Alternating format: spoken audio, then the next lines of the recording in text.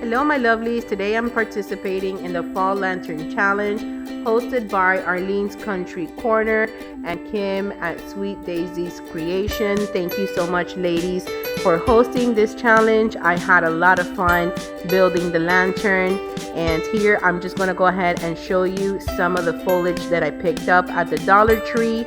And the lantern I've had for quite a few years, and I picked that up in Pier 1 I believe it was, on clearance. So I'm not sure if they have this lantern anymore.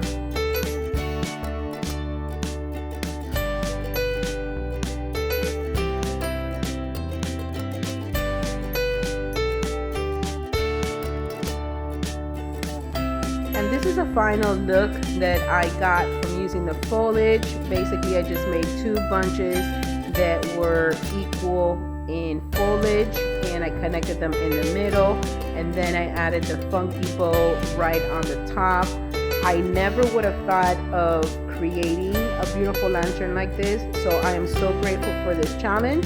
This is definitely the first one I have ever done, and I added it to my kitchen vignette that I kind of made up here for the fall, and I absolutely love the way that it just adds more dimension and a lot more fall into my little vignette there. So super happy how it came out. And in the inside I basically just put a Dollar Tree pumpkin in white.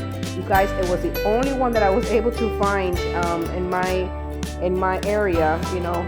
People are complaining all the time, why are they selling fall items so early? If you don't go out early, you will not find anything.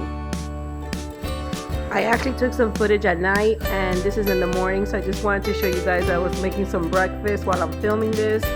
And so this is it guys, this is a final look. I hope you guys enjoyed.